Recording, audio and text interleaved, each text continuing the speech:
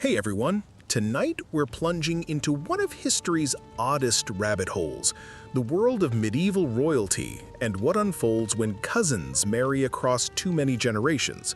Spoiler alert, it's not pretty. Genetically, you likely won't survive this tale, but it's utterly fascinating. So before you settle in, take a moment to like the video and subscribe, but only if you truly enjoy what I do here. I'm curious, from which city are you tuning in tonight, and what time is it where you are? Drop it in the comments. I love seeing how far this quiet little history community reaches. Now, dim the lights, maybe switch on a fan for that gentle background hum, and let's ease into tonight's story together. Picture this, the crackling of fire in a stone hall, candlelight flickering on silver goblets, and a young noblewoman in velvet robes being introduced to her future husband, who also happens to be her cousin, uncle, or nephew. Welcome to the elite world of medieval European aristocracy, where bloodlines mattered more than biology, and love had nothing to do with marriage. The term inbred hits hard today, but in the medieval era, it was strategy. Dynasties like the Habsburgs, the Capetians, and the Trastamaras didn't intermarry for fun.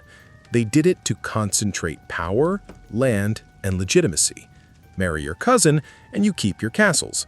Marry a foreigner, and suddenly someone else raises your heir in a rival kingdom. So the logic was clear, though consequences were not.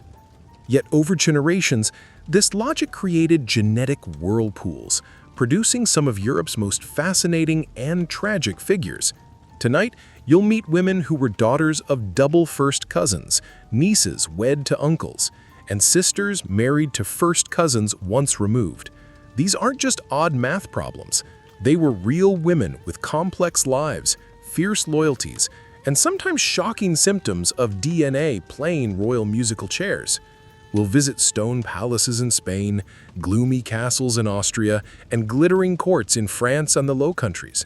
You'll witness empires rising and falling around these women, many of whom honestly never had a say. Take the Habsburgs, for example, the undisputed champions of European inbreeding. Their family tree looks less like a tree and more like a wreath.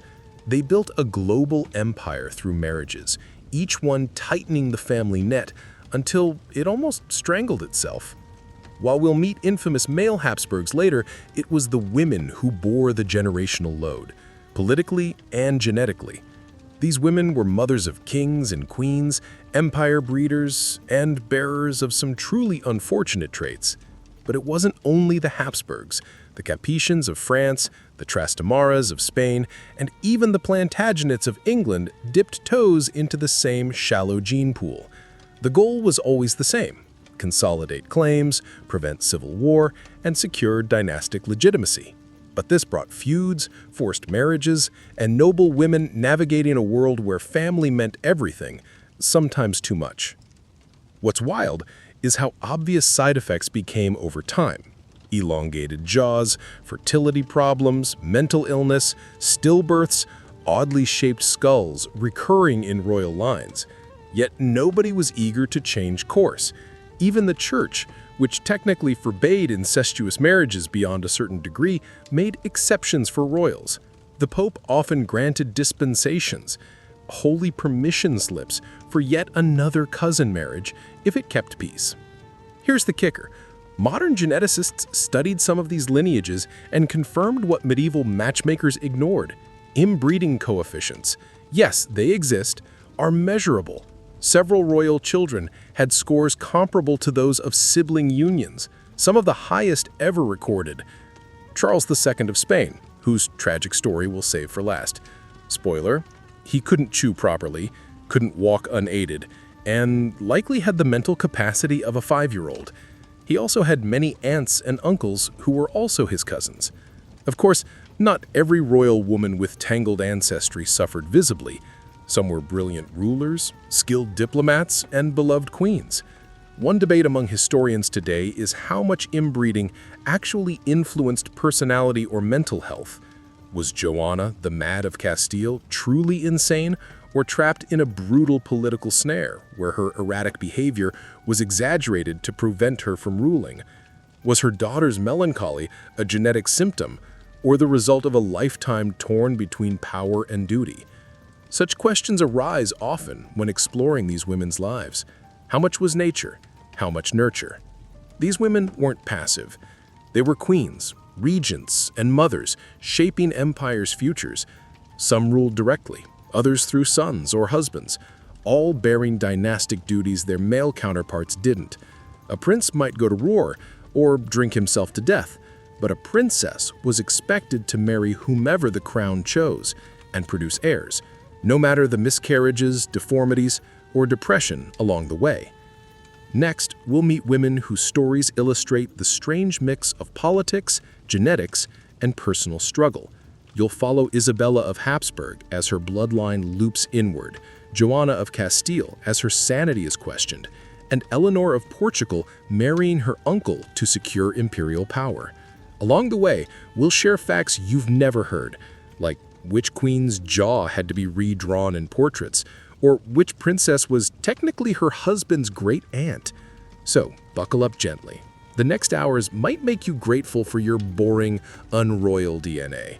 Let's dive into the tangled tapestry of inbred nobility, starting with a woman who emblemizes what happens when a family tree folds in on itself like an origami disaster.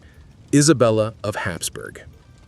If you wonder what it's like to be the product of many generations of cousin marriages, meet Isabella. She wasn't just part of the Habsburg dynasty, she was the Habsburg dynasty, a velvet-draped, ceremonious genetic loop. Born in 1501, she was the daughter of Philip the Handsome and Joanna of Castile, aka Joanna the Mad, who we'll meet next. For now, note Isabella's parents were grandchildren of the same royal couple, John I of Aragon and Isabella I of Castile. Her family tree was bending awkwardly from her first cries in Brussels. By marriage age, around 13, because of course she did, her worth wasn't her charm or smile, it was the blood, that Habsburg blood. She was married off to Christian II of Denmark, Norway, and Sweden, a man described by contemporaries as morbid, a polite way to say a nightmare. Their marriage was political, like all of the era, but tinged with desperation. Christian needed allies. The Habsburgs needed influence in Scandinavia. Her body became royal policy. Now, it gets complicated. Christian wasn't stable. He was charming at times, yes, and clearly liked Isabella, but he had a favorite mistress, Dyvek Sibert's daughter, whom he refused to abandon after marrying the Habsburg princess. Dyvek was lowborn, not nobility, and Isabella sat pregnant in her Danish castle while her husband paraded his mistress like a prized horse. That had to sting, even for someone bred to accept political marriages. Yet Isabella held firm. She bore him 6 children, 3 surviving infancy, a miracle considering the gene pool in medieval sanitation. One son, John, died young, but daughter Dorothea went on to marry another cousin, naturally. Isabella's court influence grew, especially after Dyvek died suddenly. Maybe poisoned cherries, maybe not. Truth is murky, as are rumors. Some whispered Isabella or her allies were involved, but no proof exists. Still, a vacancy opened in the royal mistress role and a queen stepped into real power. Yet the genetic burden didn't vanish. Isabella suffered bouts of illness, some historians now link to hemophilia or a similar inherited disorder. She died young, aged 24. Official cause? Sudden illness, a medieval catch-all for anything from tuberculosis to stroke to inherited genetic dysfunctions modern medicine can't pinpoint from armchairs. A quirky fact, Isabella spoke at least 5 languages fluently, thanks to her upbringing, not just asking for bathrooms, but diplomatic Latin, Castilian, Flemish, French, and German. Her letters reveal a sharp mind, sarcasm, and political savvy. She wasn't just a baby vessel, she understood the chessboard and moved as far as her gender allowed. Here scholars still clash. Was Isabella a victim of family obsession with purity, or simply unlucky in a dangerous age? Some cite her children's weak health and her early mortality as genetic fragility signs. Others argue early mortality was normal in the 16th century, even for royals. Both are true. But the Habsburgs' shrinking gene pool makes the debate harder to ignore.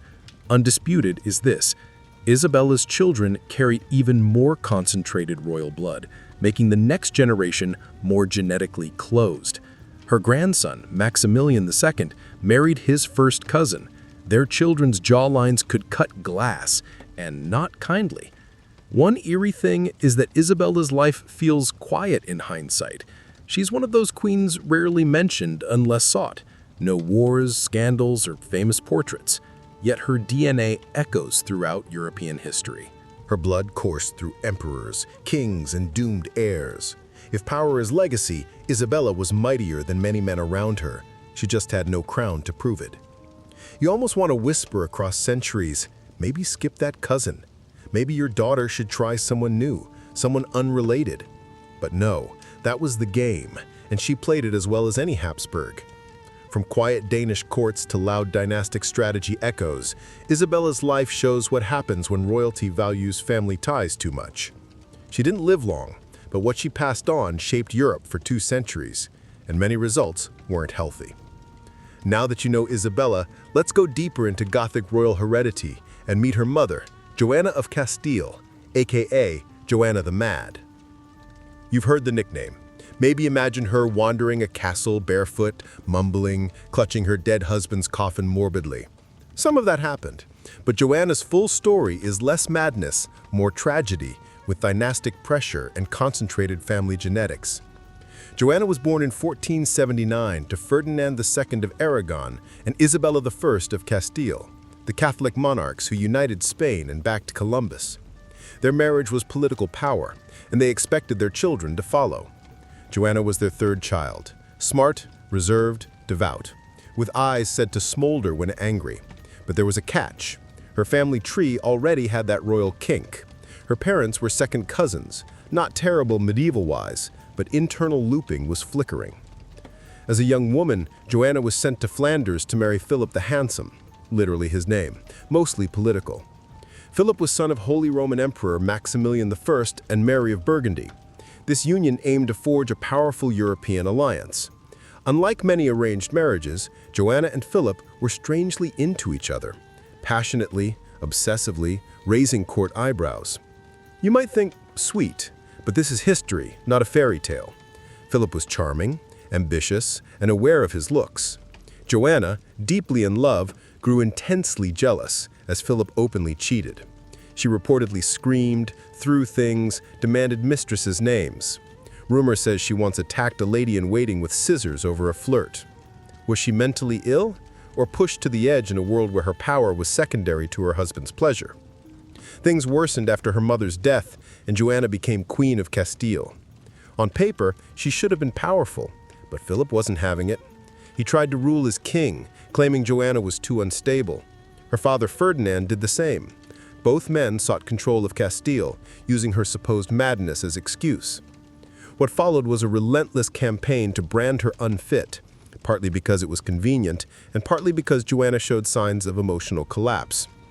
After Philip's sudden 1506 death, rumored to be from drinking cold water after ball playing, which sounds fake, Joanna's grief became extreme. This is where the famous coffin story starts. She embalmed his body, refused burial for years, traveled with the casket across Castile, stopping for prayers. Some say she opened the coffin to gaze at him. Others say she barred women near it, fearing they'd seduce the corpse. That edges into madness, but hold on. Modern historians question the narrative. Joanna's behavior was eccentric, disturbing even. But madness or grief? Weaponized by power-hungry men. She'd lost her husband, was isolated from children, gaslit into unwellness. Attendants ordered to control her. Locked away in a cold castle, no allies, burdened by dynastic expectation, madness might have been the only escape. The genetic kicker, Joanna's parents were related and her husband her second cousin. Their child Isabella from earlier was part of a lineage swirling inward. Joanna's bloodline leads to Charles II of Spain, whose family tree resembles a tumbleweed. Also, a fringe fact you won't find in most textbooks. 16th century doctors believed uterine misalignment caused female madness, her womb literally wandering to her head. One Spanish physician described Joanna as afflicted with a wandering womb causing hysteria. The cure? Herbal compresses, prayer, and once a suggested exorcism. Modern scholars debate whether Joanna had bipolar disorder, schizophrenia, or was abused politically.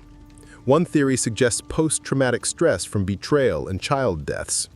While confined nearly 50 years, her children died one by one, usually far away. She was denied raising or grieving them properly. Yet she remained technically Queen of Castile. Her signature sealed royal decrees. Her presence mattered, if only symbolically. The dynasty rolled on through her blood and heartbreak. So, what's the takeaway? Joanna wasn't just mad. She was product of strategic inbreeding, male ego rivalry, and maybe a woman who saw too much and cracked. But her legacy didn't crack. Her children shaped Europe. Her story is a haunting example of too much royal blood with too little compassion. Next, meet another royal woman caught in her own bloodline's reflection. Blanche of Castile, caught in French and Spanish dynasties' tug-of-war. But first, let Joanna linger. A lonely fortress, shrinking world, unburied love, her name etched, not for deeds, but what was said. Now your gaze moves down a castle corridor, flickering rushlight, echoing footsteps tracing centuries-old ambitions. Tonight we cross the Pyrenees into a tale less Gothic, but equally woven with domestic pressure and genetic déjà vu. Meet Blanche of Castile. She lacks the spotlight of queens like Eleanor of Aquitaine or Catherine de' Medici, but don't be fooled. Blanche was a linchpin in Europe's tangled noble web. Like many royal women, she was born into a family looping inward. Blanche came in 1188, daughter of King Alfonso VIII of Castile and Eleanor of England. Yes, that Eleanor, daughter of Henry II and Eleanor of Aquitaine. This made Blanche granddaughter of two powerful dynasties. Her blood blended English Plantagenet ambition and Spanish Trastamara pride. It also meant her family tree was already spiraling, as Castilian and French royals freely married cousins to keep power close. At 12, Blanche was sent to Flanders to marry Louis, son of King Philip II. But wait, she wasn't the original choice. France wanted her sister, Iraca, but a last-minute switch, still suspicious to scholars, put Blanche instead. Why? Some say Iraca was too Spanish or Blanche had better temperament. Others hint Iraca showed inherited instability and France wanted to avoid risk. True or smear, we'll never know. Blanche married Louis VIII in 1200 and proved herself more than ceremonial wife. When Louis became king, she was a political force. When he died in 1226, leaving his son Louis IX the 12-year-old king, Blanche declared regency and ruled France like a queen waiting a lifetime for it. While other women stitched tapestries and bore heirs, Blanche drafted treaties, intimidated barons, and held the fragile Capetian hold on France. But here's why we're here. Blanche's bloodline. She and Louis VIII were third cousins, close enough the church granted a marriage dispensation. Not scandalous then, but part of growing dynastic interweaving, where marriage options narrowed to those not related or almost. With Blanche, this compounded. She had 13 children, few surviving adulthood. Louis IX, of course, became king and saint, but many siblings had health issues or died young. Common, yes, but statistically high even then. One theory suggests Blanche and Louis's shared Plantagenet ancestry carried inherited immune weakness, though speculative. Another rumor, Blanche, obsessed with keeping son pure, discouraged him from sleeping with his wife. Some whispered of unnatural attachment. Probably medieval gossip, not record. Still, it shows how Blanche was viewed. Intense, commanding, slightly unsettling. Ruling as a woman in the 13th century meant suspicion, especially if successful. And Blanche was successful. She held France during Louis IX's minority and later regency when he left for crusade. For years, she governed with a stern hand, sharp eye, navigating rebellion, famine, and papal politics with few stumbles. But the toll on family and children's health lingered. One debate today, was Blanche subtly affected by her family's genetic tightrope? No records of deformity or illness, but some letters hinted migraines, melancholia, medieval catch-alls for depression, hormonal imbalance, or inherited traits. Her death in 1252 had a curious detail. She collapsed en route to a convent, lingered in pain days, murmuring prayers, hallucinating saint visions. Some see spiritual ecstasy, others suspect stroke or hereditary neurological condition. No answers, just a mysterious final chapter. Lesser-known fact, Blanche was among the first French queens to sponsor universities. She supported theology at the University of Paris and funded monastic libraries.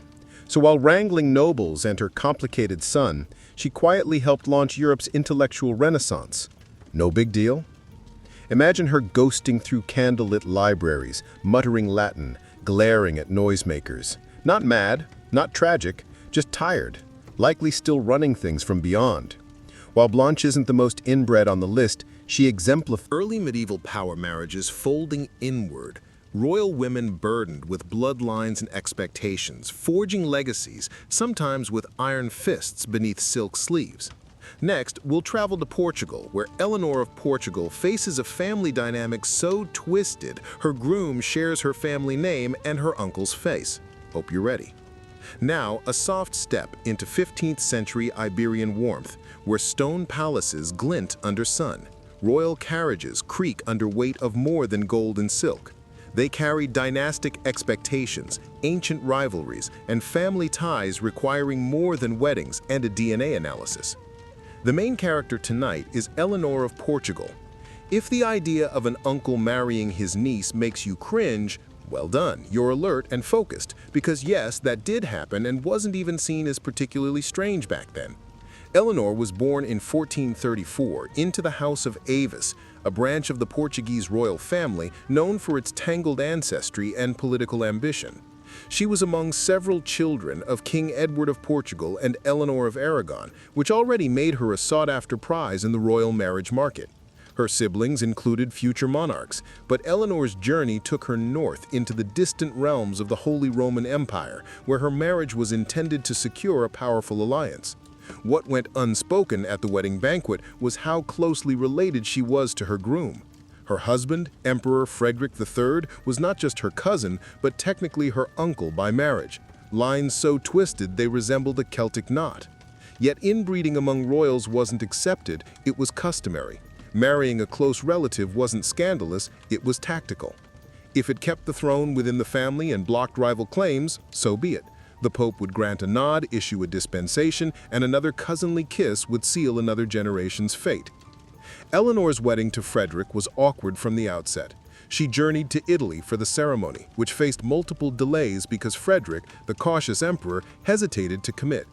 He supposedly didn't meet her until the wedding day, and his first words were, "She's prettier than her portrait." So, low expectations met. The ceremony finally took place in 1452, making Eleanor Holy Roman Empress, one of Christendom's most powerful titles. But power didn't equal happiness. Their marriage was strained. Eleanor, raised in Portugal's more relaxed and artistically vibrant courts, found Frederick's court cold, strict, and miserly. He obsessed over bureaucracy and finances, she craved music, color, and life. Contemporary letters hint at her frustration. She reportedly said her husband preferred counting coins to kissing his wife. Ouch.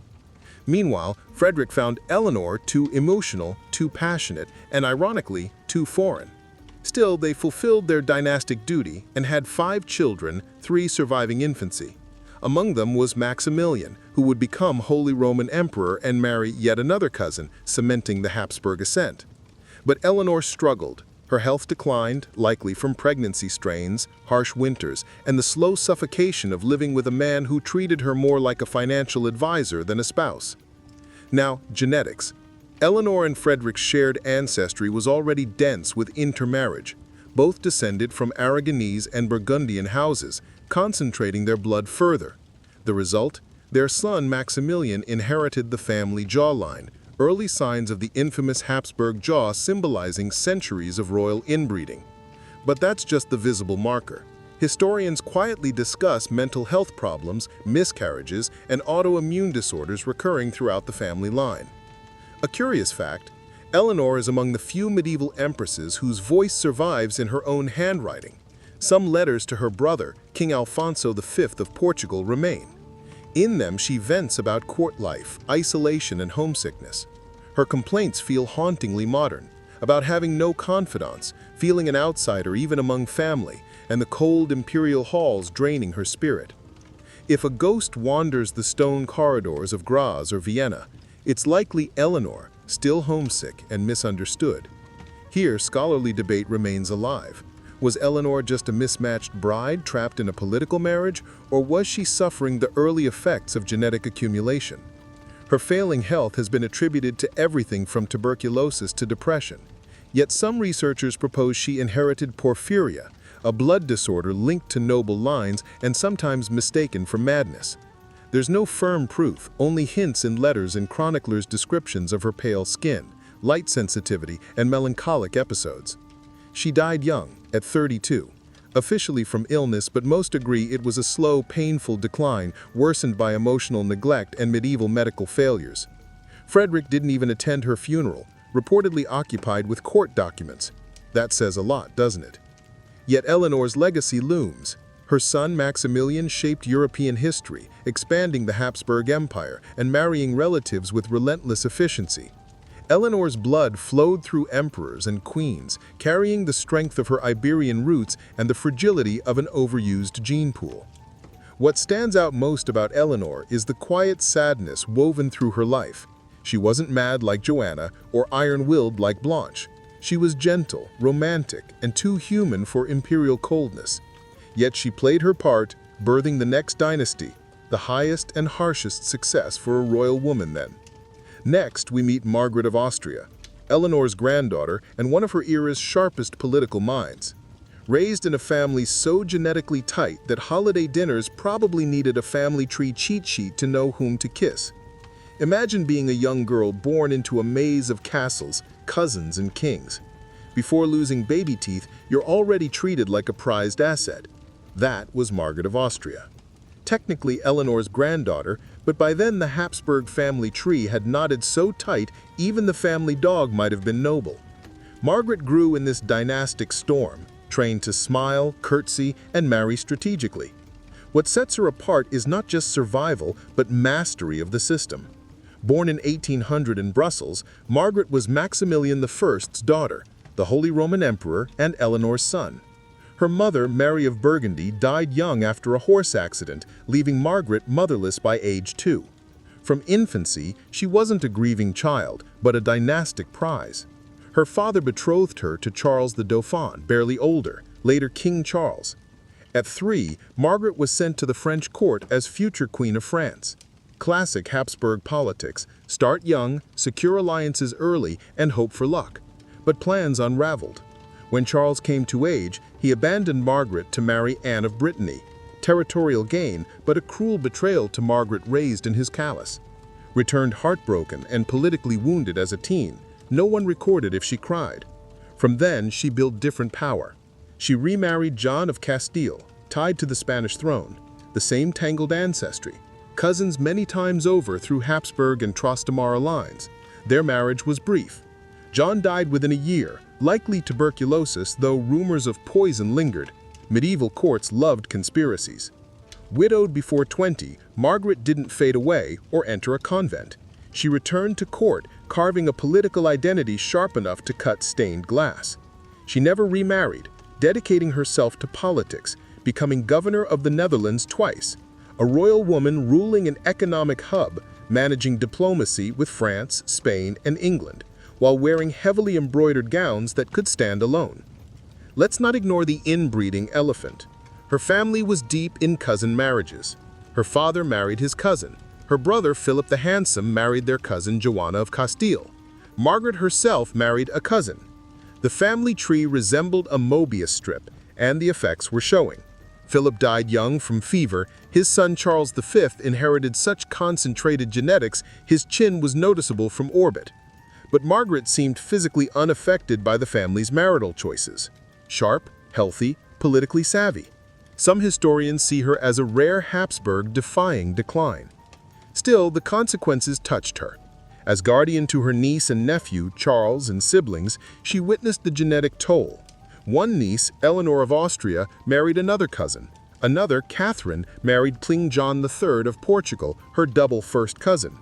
Margaret arranged many of these marriages, aware of genetics but trapped by politics. Quirky fact, Margaret had a pet monkey named Barb and loved books, tapestries, and art. She was a prolific letter writer. Her correspondence with humanist Erasmus reveals wit and intelligence. Once she described a courtier as charming as a leaky wine barrel, should be embroidered on a pillow. Scholars debate her true power. Some say a figurehead, others a puppet master behind the velvet curtain. Both sides have evidence. Certainly, kings sought her counsel, ambassadors reported to her, and her policies Kept the Netherlands stable amid upheaval. Not bad for someone used as a pawn in 2 failed marriages before 20. Margaret died in 1530 at 50 from complications after stepping on a nail, proving imperial savvy can't save you from tetanus. Her death was deeply mourned. Even Erasmus grieved, calling her one of Europe's finest minds, not just women, but minds. High praise from a Renaissance scholar. In the end, Margaret contrasts many tragic royal figures. Born of the same inbred tangle, she bloomed on her own terms.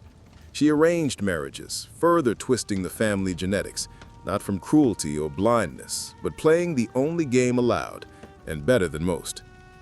Next, we'll visit England to meet Catherine of Aragon, Margaret's future sister-in-law by marriage, another Castilian princess, another victim of cousin stacking, who would clash with Henry VIII in a famous marital battle.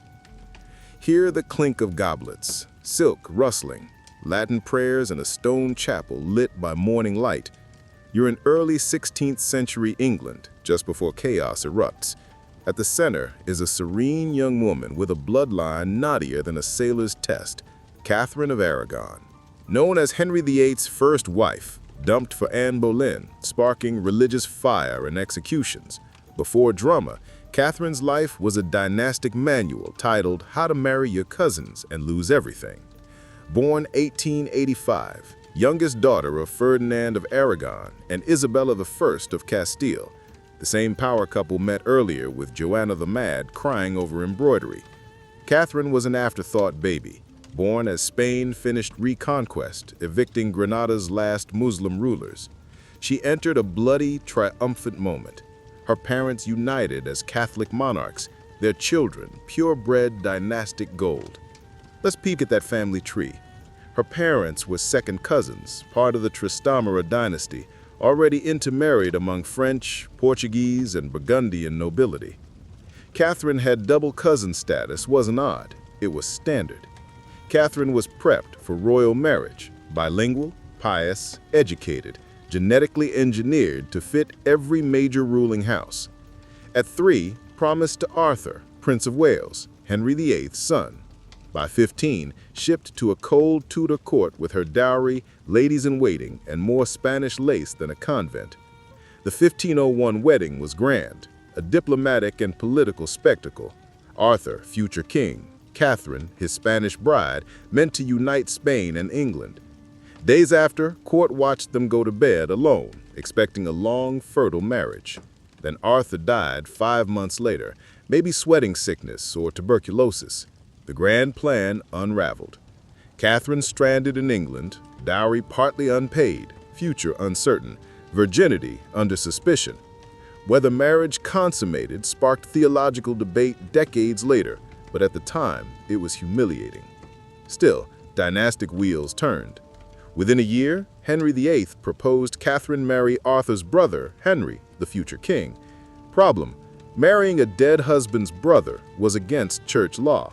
No matter, Catherine swore the first marriage was unconsummated, and Pope Julius II gave a dispensation. Wedding delayed until 1509, after Henry VIII's succession. For a time, all seemed well. Catherine was Queen of England, loved by people, fluent in Latin, devout, politically savvy. She served as regent during Henry's French campaigns, winning a key Scottish battle. But beneath courtly grace, the dynasty was cracking. Catherine's pregnancies were tragic. At least 6, only Mary survived. The rest, stillborn, died young, or miscarried. Pressure for a male heir mounted. Henry, once smitten, grew bitter and paranoid. Court whispered, was the queen cursed, punished for incestuous marriage? Genetics came into play. Catherine's maternal grandparents were from the Trastamara line. Her parents were cousins, in a lineage looping for generations. Some modern scholars believe repeated infant deaths stemmed from genetic incompatibility, Kell antigen immunization, meaning Catherine's body attacked fetal red cells after the first pregnancy. A cruel biological twist passed down from centuries of cousin marriages. Back then, no one named it. They only saw failure, and failure in a queen meant doom. By 1525, Henry fixated on Anne Boleyn.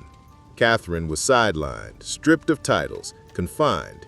She refused annulment, insisting she was Henry's lawful wife and queen. It wasn't just personal, it was spiritual.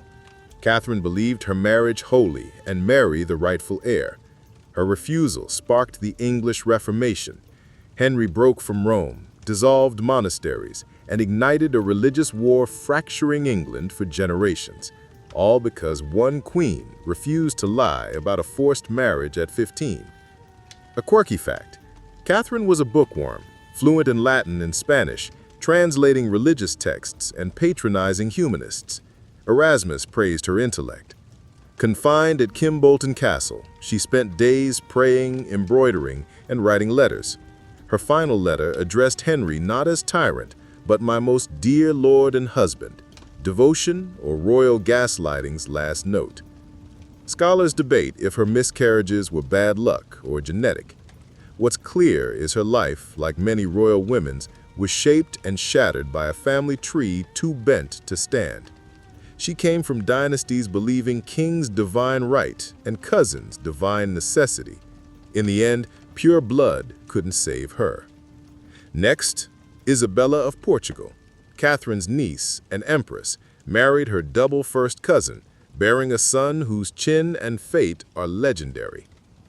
You stand in a sunlit Toledo hall between power's glow and legacy's shadow. Tapestries rustle in incense and dried rose-scented breeze. At the hall's head stands Isabella of Portugal. If Catherine had a queen's defiance, Isabella bore the poise of one born knowing exactly what was expected and how it would hurt. She didn't just marry a cousin, she married her double first cousin, a genetic nightmare. Carrying two dynasties' weight, producing an heir was her one unbreakable duty. Let's unpack that. Isabella's father was King Manuel I of Portugal. Her mother was Maria of Aragon, Catherine's sister. Isabella was product of the Avis line of Portugal and the Trastamara line of Spain, two royal houses deeply entwined by years of intermarriage. She married Charles V, Holy Roman Emperor and King of Spain, sealing the loop. Charles wasn't just a cousin once, but twice on both sides. Their chromosomes groaned, exchanging vows. In imperial style, their marriage was a triumph. Charles was the most powerful monarch in Europe, ruling Spain, Italy, Germany, the Lowlands, and the Americas. Isabella was the purest blood match. Their 1926 wedding was grand even by Habsburg standards: dancing, music, feasting, political poetry. Historians note Charles truly loved Isabella and was unusually faithful. He missed her during imperial travels, rare for kings then. Yet love couldn't undo DNA. They had 7 children. Only 3 reached adulthood, including Philip II of Spain, the dour Catholic king who married Mary Tudor and unnerved England. Philip inherited both empire and his mother's saturated royal bloodline, showing its marks. Isabella was intelligent, composed, deeply pious, fluent in Latin, and took empress duty seriously. While Charles fought Protestants and managed the empire, Isabella was regent in Spain, overseeing trade, taxes, military provisioning, early modern bureaucracy's burdens. Letters between them reveal administrative partnership as much as romance. She wrote about uprisings, grain prices, and news from the Americas with chief of staff precision. But behind courtly polish, Isabella suffered anxiety and health troubles. Like many in her family, she endured multiple pregnancies, many ending stillbirths. Though undiagnosed clinically, modern historians suspect chronic depression, perhaps postpartum, perhaps inherited from royal bloodlines that made her queen and statistic. A haunting court diary moment. Pregnant with her last child, Isabella fainted during a religious procession. The crowd gasped as she collapsed pale on cathedral steps. She never fully recovered and died less than a year later in 1939 at 36. Official cause: childbirth complications, a vague term covering hemorrhage, infection, or body collapse from strain, many children, heavy duty, little rest. Charles was devastated, wore black for life, commissioned portraits, sculptures, a grand tomb. He didn't remarry. For a ruler of half the known world, that says a lot. Here's the historical wild card. Isabella's intensely inbred bloodline produced Philip II, who married his niece and later cousin. The loop didn't just continue, it tightened. One scholar called Isabella and Charles's marriage the shift from strategy to surrender. After that, the Habsburgs no longer married to strengthen alliances, but because few outsiders met royal purity standards. Now the quirky twist. Despite fragile bodies coming out of this genetic funnel, this genetic bottleneck, the Habsburgs kept prevailing. Kingdoms grew, wealth streamed from the Americas, foes were defeated.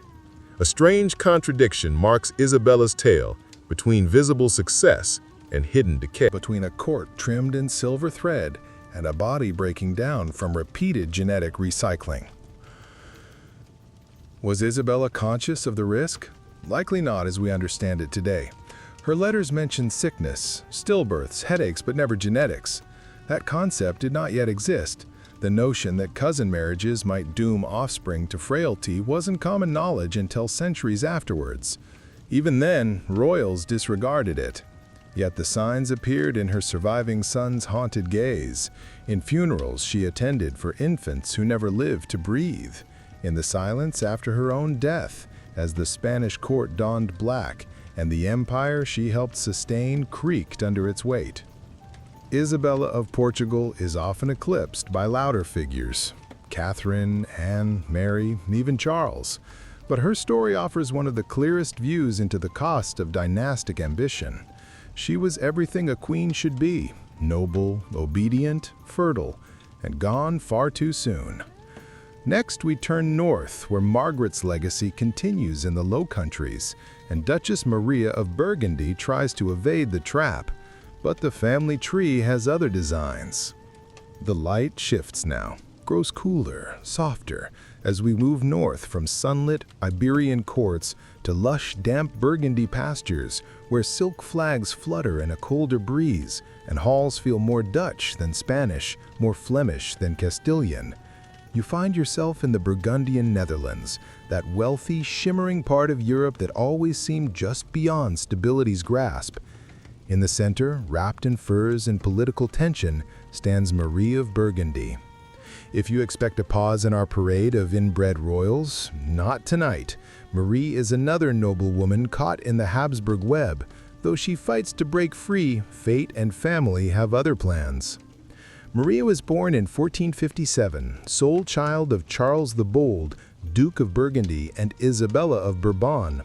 Her mother was daughter to a Bourbon prince and a Valois princess, so Marie's family tree was already folding in on itself like a drunk trying to knot a tie. Charles the Bold wanted a son, naturally, but when Marie was born, he began grooming her to rule, not just ceremonially. He taught her to read treaties, analyze military reports, and lead court rituals with sovereign weight. All was well until he died suddenly at Nancy in 1477, leaving 19-year-old Marie ruler of one of Europe's richest lands, and unmarried. Enter the political feeding frenzy. France circled Burgundy like a hungry wolf, moving fast. King Louis XI wanted Marie to marry his son, bringing Burgundy under French control. The Low Countries refused. They preferred the Habsburgs. Yes, those charming imperial cousin marriage overlords, so Burgundian nobles acted. They offered Marie's hand to Maximilian of Austria, son of Emperor Frederick III. And yes, if that name rings a bell, it's the same Maximilian, born to Eleanor of Portugal and Frederick III, meaning, you guessed it, yet another round of cousin entanglements piled higher.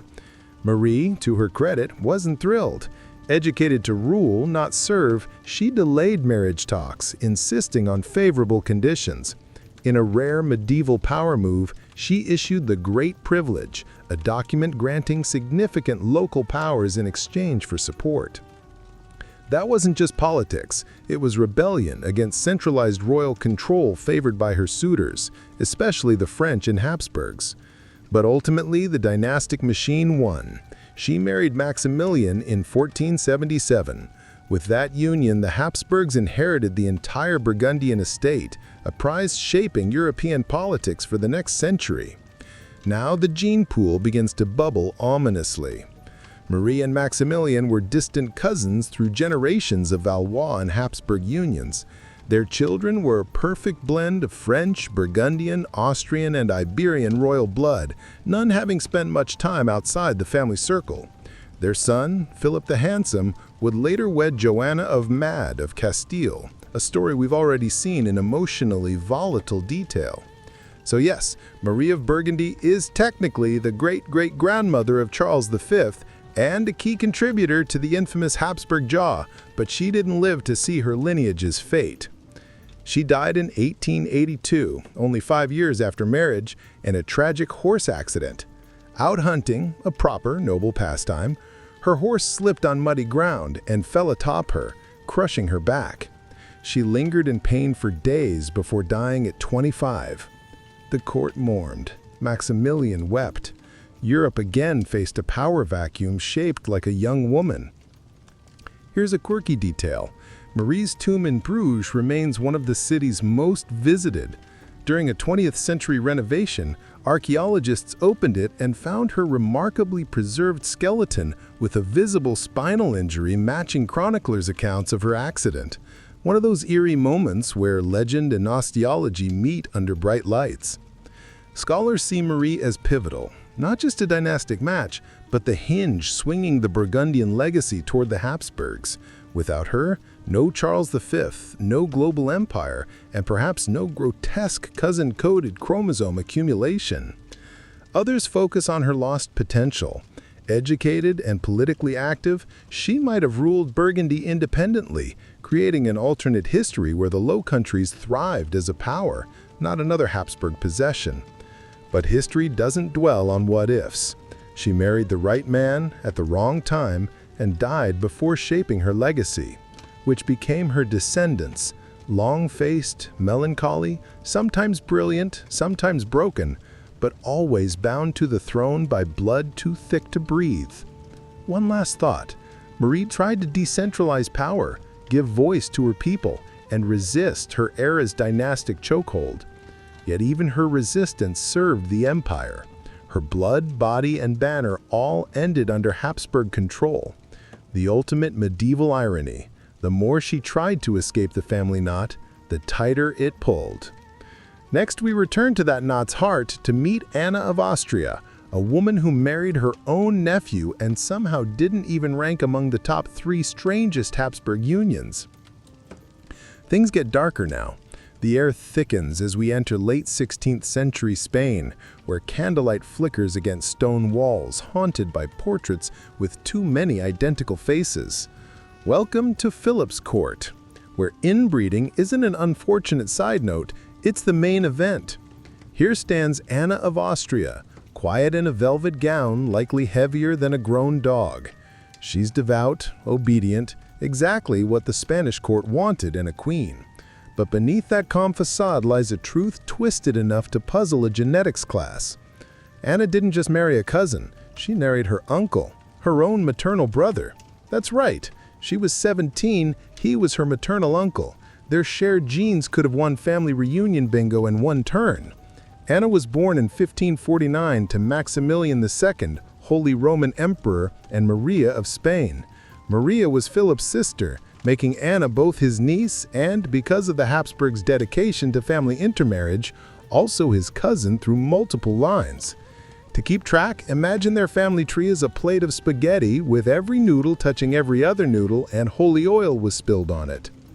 When engaged, Philip II was on his fourth marriage attempt. His first wife, Maria Manuela of Portugal, was his double first cousin.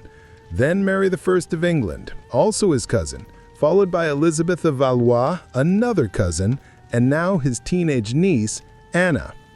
By then, the Habsburgs stopped looking outside the family. They'd seen what mixing bloodlines did, weakening claims, blurring borders, fraying alliances. Better to keep it in the family, even if that family resembled nested dolls with the same face. Their wedding in 1770 paired 43-year-old Philip with 17-year-old Anna. The age gap was normal, but the close kinship was not, even by 16th century standards. The Pope granted a special dispensation, raising eyebrows in Rome. Yet political need trumped religious discomfort. Philip needed a fertile wife to produce a male heir. Previous attempts had failed. Anna brought the best breeding credentials, pure Habsburg blood, deep piety, and a womb unburdened by other alliances. How did this deeply incestuous union fare? Surprisingly well, at least initially. Anna was reportedly kind, patient, and genuinely fond of her husband. He, in turn, seemed to adore him, somberly and tightly wound. Unlike prior marriages, theirs was peaceful. No public fights, no scandal. She played queen perfectly. Reserved publicly, devoutly Catholic, endlessly maternal. She bore 5 children rapidly, 4 surviving infancy, another Habsburg miracle. One was Philip III, who eventually succeeded his father. Although Anna weathered the biological risks better than some predecessors, the genetic toll quietly accrued in her children. Philip III grew listless, indecisive, relying on court favorites to govern. While not physically deformed like his son later, scholars note intellectual and emotional decline starting then. Smart enough to avoid wars but too passive to lead, he depended on favorites like the Duke of Lerma, fostering corruption and Spain's slow global decline. This marked a quiet unraveling, with Anna's genes part of the cause. A fringe medical note, some researchers think the repeated uncle-niece unions contributed to mandibular prognathism, aka the infamous Habsburg jaw. Anna's children showed early signs. It fully manifested in her grandson, Charles II, whose jaw was so large he couldn't chew properly. That's our next stop. Anna was still in early Habsburg decline stages, symptoms emerging but not catastrophic. She died in 1580, just before 31, from childbirth complications, unsurprising given her fertility demands. Philip was devastated. Emotionally buttoned up, his grief was palpable. He's reportedly isolated himself for weeks, wore mourning clothes lifelong, and never remarried. Some say he kept her portrait close, whispering prayers to it, a tragically romantic or deeply realized sign of the dynasty's cost. A quirky footnote: Anna obsessed over relics and holy tokens. Saints' bones, robe fragments, splinters of the true cross. Her private chapel resembled a medieval medical museum more than a royal sanctuary. Was it devout upbringing or a coping mechanism for a life of personal denial? Historians debate whether Anna fully grasped her genetic relation to Philip before marriage. Hard to believe she didn't. But in her world, marrying your uncle wasn't scandalous, practical, ensuring the Habsburg brand stayed pure and outsiders stayed out. A purity that cost physical health, mental sharpness, and many women's lives. Anna wasn't flashy, rebellious, or outspoken, but she might be the dynasty's most quietly dangerous woman. From her womb came a generation flawless on paper, but hollow beneath. Next we meet Juana of Austria, Anna's sister-in-law, and one of the few royal women to rule independently. Yet even she couldn't outrun the family's shadow or its genes. Now wake in a Spanish court wrapped in somber elegance, black silks, ivory beads, incense-soaked halls where politics and piety silently intertwine. Here walks Juana of Austria, tall, composed, brilliant, gliding like someone born royal and raised royal, a woman bowing only when optics demand. Unlike many before, Juana wasn't just dynastic porn shuffled into marriage and early death. She was rarer, a Habsburg woman trusted to rule. But don't think she escaped the family curse. Her pedigree was as pure and twisted as pretzel dipped in holy water. Born 1535, Juana was daughter of Charles V and Isabella of Portugal, those two the double first cousins from before. From birth, her bloodline was tighter than a sealed tomb. Physically, she seems spared worst Habsburg deformities. No jaw to hang curtains from, no limp, no serious illness. Instead, she inherited her father's cool intellect and mother's quiet strength. But when parents share grandparents twice, you don't get a clean slate, you get loaded dice.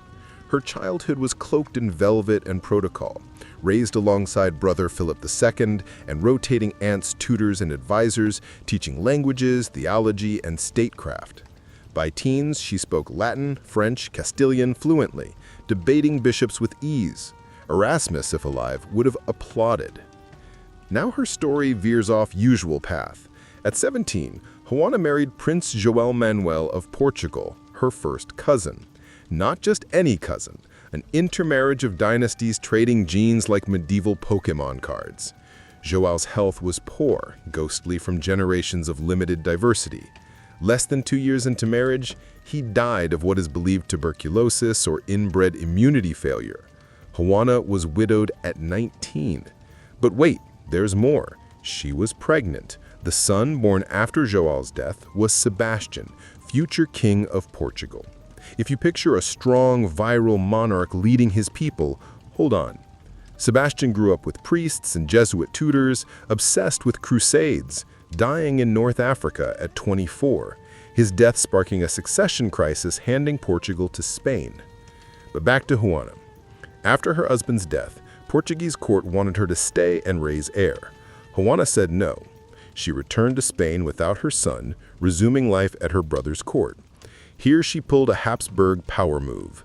Philip II made her regent of Spain while he went to marry England's Queen Mary. That's right, Juana ruled Spain in her brother's name, not a placeholder or puppet. She governed for years, managing finance, military, diplomacy with kingly authority and grace. Few public mistakes. Nearly unprecedented. Medieval courts weren't feminist havens. Juana defied the norms, mastering the system's language and symbols, knowing when to stand still, letting others falter. Of course, no Habsburg woman gets a clean slate. After Regency, Juana retired to a Madrid convent. Not sudden piety, but calculated choice. She became a nun, founder, and spiritual director of Las Descausas Reales Convent, still standing today, a miniature kingdom with art, relics, silent power. She never remarried. Maybe couldn't, maybe wouldn't. Scholars debate if her religious retreat was true devotion or a socially acceptable way to avoid dynastic marriage traps. Now her son Sebastian again. Raised by grandmother and Jesuits, he was pious, stiff, obsessively single-minded. No marriage, no heirs, sermons on war and purity. His disastrous Morocco campaign seemed a childhood holy war fantasy come true. He died in battle, his body never recovered. Portugal plunged into chaos. Spain, under Juana's brother Philip, claimed it. Juana never saw her son after leaving Portugal. Whether that haunts her? Unknown. A quirky footnote, Juana reputedly never raised her voice. In a court of shouting men, she whispered and prevailed. Anecdotes say she silenced quarreling ministers with a raised eyebrow. Queen energy to aspire to. Scholars debate Juana. Some call her the last clean Habsburg, escaping worst inbreeding effects. Others say her health was an exception in steady decline. Some see her separation from her son as cold, others as strategic genius, avoiding Portuguese politics and securing power. Certainly, Juana was one of her dynasty's most capable women, perhaps of the century, but even she couldn't halt what was coming. Her genes, via Sebastian, helped end Portugal's independence. The careful dynastic legacy she maintained became the thing that unraveled it. Next, we enter the Spanish Netherlands to meet Isabella Clara Eugenia, the Habsburg princess ruling with clarity and charisma, still carrying the tightly wound DNA spiral in every cell. Now you stand in the Spanish Netherlands palace, where beeswax, incense, and northern chill scent stone halls. Thick tapestries and tall windows frame a woman in black velvet, hair under lace veil, face carved like a cameo. Isabella Clara Eugenia, daughter of Philip II and Anna of Austria, product of uncle-niece marriage, great-granddaughter of double first cousins, one of the last truly functional dynasty members strained by its own blood. Born 1566, Isabella was a genetic miracle for relative health. Her parents shared more DNA than most couples, even by medieval standards. Yet Isabella was intelligent, steady, eerily capable. Raised in Spanish court heart, fluent in Latin, French, Italian, while peers struggled with prayers. Her education was serious. Rhetoric, theology, diplomacy, she trained to rule, not consort. Initially, her future seemed to ride on marital merry-go-round. Suitors dangled, aging widower King James VI of Scotland, briefly and hilariously Emperor Rudolph II, also cousin, mentally unraveling. Proposals floated, but her father Philip III stalled. Deeply attached, he couldn't bear to give her away. She remained unmarried past 30, royal terms nearly spinster age. In 1598, Philip made a radical move, granting Isabella and Archduke Albert joint sovereignty over the Spanish Netherlands. Real power, real autonomy, not a decorative title or regency. Albert was also cousin, marriage arranged for politics, not romance. Yet their union was strangely successful, marked by calm respect and shared goal, peace in a war-torn region. Isabella arrived in Low Countries like a small storm cloud in black, advisors flanking, quiet authority of lifelong witness to father-crushing heretics and ruling empire. She also brought pragmatism. Albert led armies, Isabella ran court, restoring cities, mediating religion, charming nobles into loyalty. The region was chaotic, but she held the center. Not just titular ruler, letters show her meticulous, detail-obsessed, deeply engaged. She rose before dawn, attended mass, then spent day managing correspondence, finances, ambassadors. One account has her correcting wool tariff shipments while a priest nervously urged prayer. She replied, "The flock must be fed." Despite all, Isabella bore no children, whether by choice or misfortune, unclear. Some speculate Albert was infertile due to family inbreeding, others suggest hidden miscarriages. Notably, neither seemed focused on heirs. They had each other and work, oddly refreshing. Two Habsburgs in a functioning relationship not solely about heirs. Yet the dynasty's curse lingered. After Albert died in 2016, Isabella took religious vows, becoming a nun, in practice if not in spirit. She kept title, influence, schedule, just wore more black and spoke more of God. Post-widowhood, her rule was even more effective, holding the Netherlands through factional fights, external pressures, slow war encroachments. A quirky fact, Isabella loved theater, not just as a royal patron. Personally reviewed scripts, attended rehearsals, acted in morality plays when younger. One courtier saw her perform as Virgin Mary, delivering lines with such precision it seemed more like a sermon than true drama. Honestly, it feels like she might have had a strong career in the arts, if not born into one of Europe's most inbred families. Now comes the scholarly question. Was Isabella Clara Eugenia the final capable Habsburg?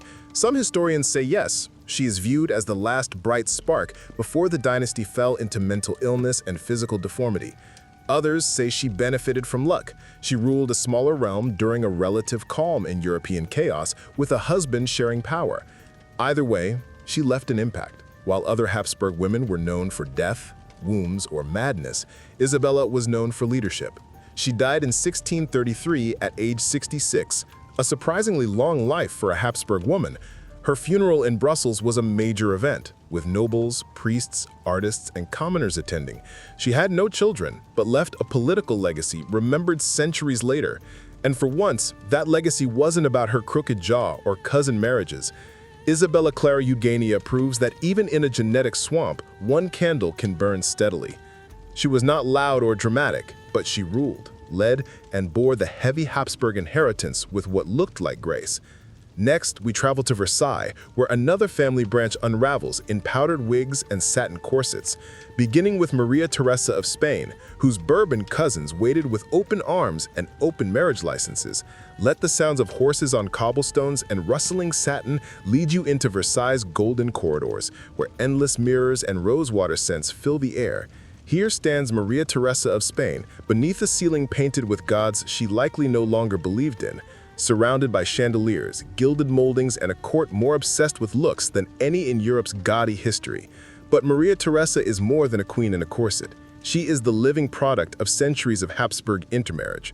Wrapped in taffeta and sent north to marry King Louis XIV of France, her double cousin.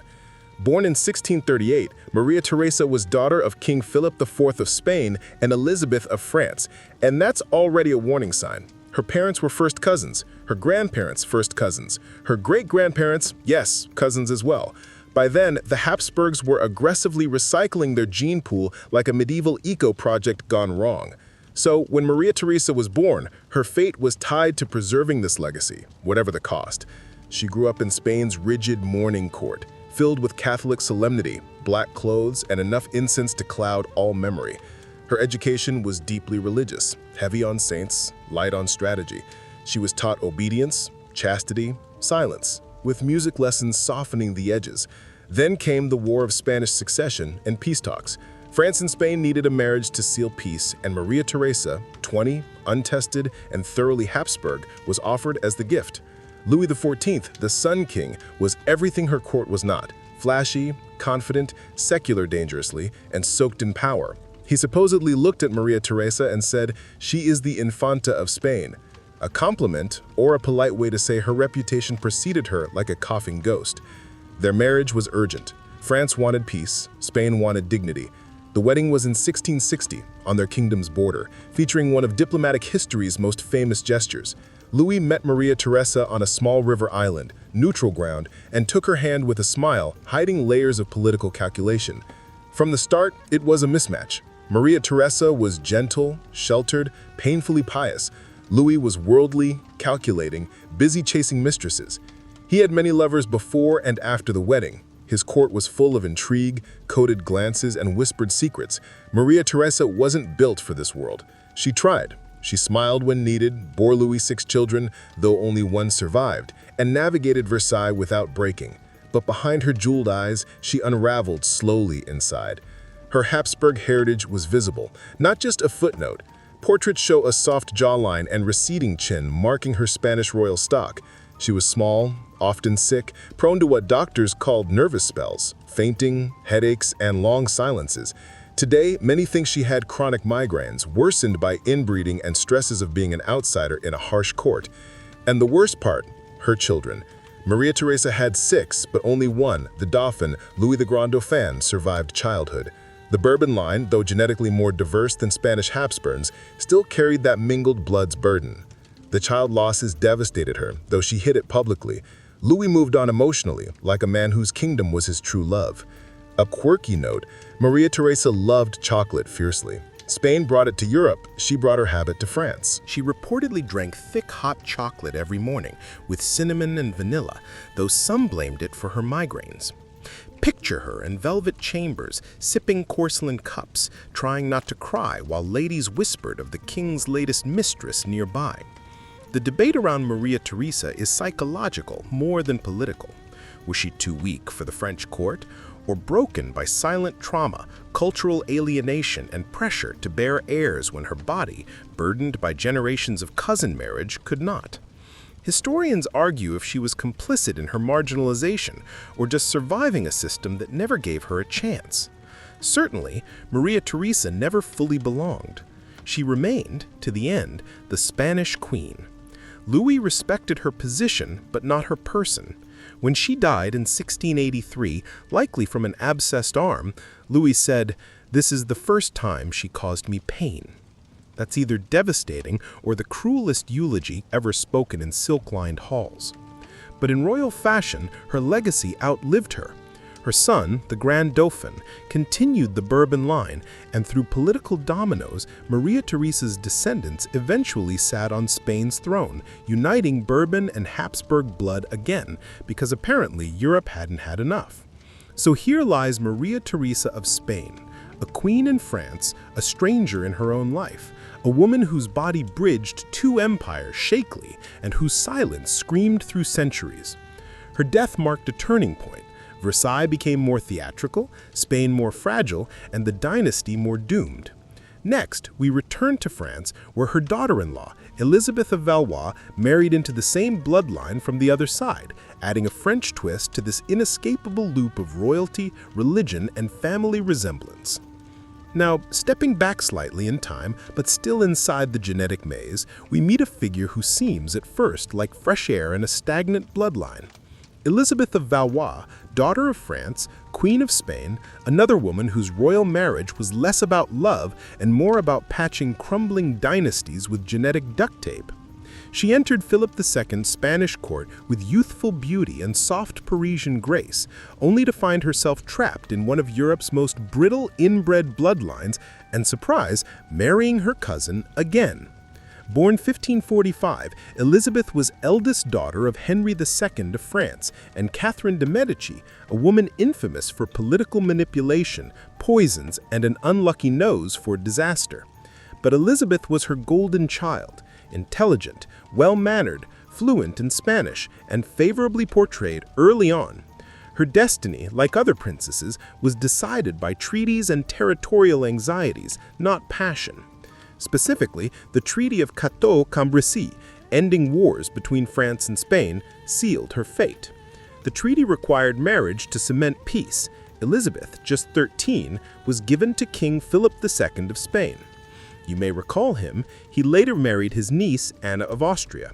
But Elizabeth was wife number 3, wed while Philip was 32 and still actively marrying cousins. At their wedding in 1559, Elizabeth was 14. The age gap was steep, even for royalty. Personality differences even steeper. Philip was reserved, austere, brooding under his Habsburg heritage and religious duty. Elizabeth grew up in vibrant, chaotic France, surrounded by artists, jesters, and the paradoxical Catherine de' Medici. She came to Spain full of life and curiosity. Spain was not interested in charm. Life at the Spanish court was governed by solemnity, black clothes, strict protocol, long masses, silence of virtue. Elizabeth found it suffocating. Philip found her youthful energy fascinating but inconvenient. Yet he grew to genuinely care for her. She was his political bride, but also attached to her delicate intelligence and quiet strength. Their relationship, unlike many dynastic ones, blossomed gently into mutual affection. Still, expectations were high. Elizabeth was to provide a male heir, always desperately needed by the Spanish crown given infant mortality and fragile genetics. Over years, she endured pregnancies. History blurs here. Some say repeated miscarriages, others 2 daughters and tragic losses. All agree her final pregnancy in 1568 ended in death at age 23, likely from a ruptured uterus. Yes, 23. The brutal pattern continues. Teenage brides, cousin marriages, brief peace, quiet death in childbirth, with court whispers of divine punishment or inherited curse. A quirky fact, Elizabeth was an avid reader and kept a personal library in her Spanish chambers. She insisted on books in French and Spanish, a mild rebellion. One court lady wrote she spent more time with pages than pearls, likely meant a slight, now a badge of honor. Now genetics. Elizabeth's father Henry II came from Valois line, already intermingled with Habsburgs via cousins and alliances. Her mother, Catherine de' Medici, was from Florence's Medici family, not known for inbreeding but prone to heart disease and ambition. When Elizabeth married Philip II, she brought French DNA to the Spanish court, but not enough to dilute heavy Habsburg stock. Their daughters Isabella Clara Eugenia and Catalina Michaela carried these combined lines forward, especially Isabella, whom we met earlier. Scholars debate Elizabeth's role. Some see her as figurehead, victim of early death and tragic expectation. Others see a quietly subversive woman who brought French flair and feminine diplomacy to a court that needed both. She was popular with Spaniards, though never wielding formal power. Yet, in a place expecting queens to be silent wombs, Elizabeth's intellect made a subtle mark, unnoticed then. Still, she left the same painful legacy. Royal lineage focused on purity over health, inheritance over vitality.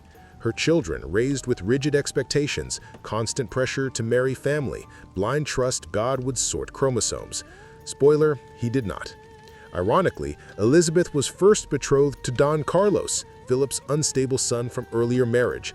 That plan was dropped when Carlos was revealed to be unwell, paranoid, erratic, imprisoned by his father. So Elizabeth got the father, not the son, dodging one nightmare, stepping into another slow unraveling. So here lies Elizabeth of Valois, too young to fight, too smart to forget, trapped in a genetic and political web she could never escape. A queen who brought color to a court painted gray and who became a soft-voiced casualty of a dynasty valuing bloodlines over lives. Next, we meet Barbara of Austria, less known, who unlike most relatives tried to steer her own course, even as family expectations threatened to pull her under. Now we quietly drift east, away from Versailles' golden glare and Spain's incense gloom, to Central Europe, where courts are colder, politics tangled, and family tree just as knotted. Tonight's chapter is Barbara of Austria, mostly unknown, yet ticking every box in Habsburg checklist. Noble birth, cousin marriage, strategic placement, life spent smiling through unwanted expectations. But Barbara is a different Habsburg, subtle, sly, quietly rebellious where it counted. Born 1539, daughter of Ferdinand I, Holy Roman Emperor, and Anna of Bohemia and Hungary. Parents, yes, cousins. Her bloodline royal, dense with titles and genetic baggage, nervous ailments, narrow jaws, illnesses no court dared diagnose honestly. Still, Barbara came with advantages. Raised in Vienna, a court buzzing with scholars, musicians, diplomats. She spoke several languages by adolescence, devout in distinct Habsburg Catholic way, and one ambassador said she had eyes that knew things. By marriage age, around 14, Barbara was quietly offered to relatives and allied royals. She married Alfonso II d'Este, Duke of Ferrara, noble from Italy's prestigious houses, and yes, a relative. Their union strengthened Holy Roman Empire Northern Italy ties and kept Habsburg blood flowing through powerful veins. Alfonso was son of Ercole and Renée of France, ancestry including French, Italian, and Habsburg ties through sideways marriages, not immediate cousins, but sharing great-grandfather 3 generations back. The marriage in 1565 looked successful. Barbara arrived with ladies, priests, and embroidery enough to wrap the Alps. She embraced duties with poise, arts patron, religious benefactor, duchess with a heart of gold or gold leaf. Beneath polished surface, Barbara carved space for herself. Unlike many inbred contemporaries, she refused to fade behind husband's shoulder. She demanded political briefings, managed palace staff ruthlessly, involved in diplomatic correspondence. One Venetian ambassador called her "whisper behind the throne." Barbara was smarter than most men around. She knew the game, played it with velvet gloves and hidden steel needle. When husband favored courtiers opposing Habsburg interests, Barbara acted quickly, replaced advisors, wrote to father, made clear Ferrara was still married to empire in all ways. Yet Barbara couldn't escape Habsburg pattern of suffering and silence. She had health issues from the start, chronic fatigue, stomach pains, fainting spells. Physicians called it nervous weakness. Today some think early autoimmune or neurological disorder linked to inbreeding, others chronic infection like tuberculosis common then. Children, none survived. Several miscarriages, inability to produce a son sparked court gossip. Blame fell on Barbara, despite Alfonso rumored health problems, including possible sterility. The irony? Marriage for genetic power, genes refused cooperation. Quirky detail, Barbara loved astrology. In an age of science and superstition mingling, she had private astrologer tracking days, moods, prayers.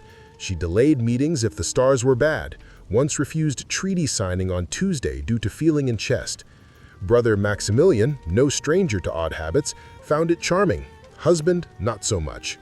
Despite distance, Barbara remained duchess in all right ways, funded convents, commissioned altarpieces, kept Ferrara court humming. But health declined by 1572 bedridden weeks. At just 32, she died quietly, Monks around, incense burning, bells tolling the same tired song haunting Habsburg women generations before. Alfonso, rare in public emotion, built a grand tomb for her at Corpus Domini Church, but months later remarried another noble woman politically advantageous. Barbara mourned, then filed away like many Habsburg women, used, revered, promptly forgotten. Historians differ. Some see minor figure, duchess, who made no waves. Others see a woman who understood and played the game better than most. She wielded quiet influence, controlled where she could, kept dignity in a system designed to erase it. Yes, died young, childless, under inbreeding shadow, but left a court more stable than a rival. Legacy of competence wrapped in silence. Barbara of Austria shows not every royal woman screamed history. Some whispered, maneuvered, left fingerprints visible only if you know where to look. Next, back to Sicily, where Constance of Aragon shows tangled bloodlines were in fashion long before Habsburgs made it their trait. Now, the air thickens, not from incense or velvet, but dry citrus salted breeze of medieval Sicily. We go further back to the 13th century. Europe split into papal loyalties and warring kingdoms. Dynasty meant more than throne. It meant owning blood flowing between them. In Palermo, with Norman towers and Moorish gardens, lives Constance of Aragon, a queen less about inbreeding, more born into a family spiraling through centuries of inbreeding it. A prequel to all we've seen, a woman inheriting tangled dynastic ambitions defining the Habsburgs, Capetians, and all who couldn't keep rings off cousins. Born 1179, to Alfonso of Aragon and Sancha of Castile, yes, cousins. No surprise, House of Aragon and Castilian crown had intermarried generations. Long before Habsburgs perfected it, Iberian royals blended lines into a smooth ancestry puree historians still map with whiteboards and coffee. Constance entered the world with bloodline folding onto itself, royal, valuable, destined to be traded like political baseball card. By mid-teens, future sealed. Marry Frederick, heir to Sicily and the Holy Roman Empire. Frederick was complex match. Mother, Constance of Sicily, died soon after birth. Father, Emperor Henry VI, left him to the Pope's protection. Politics trumped people. Marrying Aragon into Sicily gave Aragon a foothold in Italy. The Hohenstaufen dynasty got Spanish prestige infusion. Marriage in 1209, Constance crowned queen shortly after. About 30, relatively old for a first royal bride, gave an unusual advantage. Adult woman with education, political awareness, game knowledge. Frederick was young, brilliant, deeply suspicious. His reign at chess match with the Pope, German princes, Sicilian nobles, and family. Constance kept her head low, steady presence, not flashy but central. Genetic note, Hohenstaufens and Aragon had married a few noble families for generations, so Constance and Frederick, though from different lands, shared ancestors within 3 to 4 generations, making her children a link in the slow tightening of Europe's noble bloodline noose. Her son, Henry VII of Germany, rebelled, suffered depression and erratic behavior, died in prison, possibly suicide. Nature or nurture? Debate rages. Some say Henry inherited father's paranoia, mother's melancholy, worsened by intermarriage traits. Constance wasn't a bystander. During Frederick's absences, crusades, papal disputes, philosopher-king duties, she served as Sicily's regent. She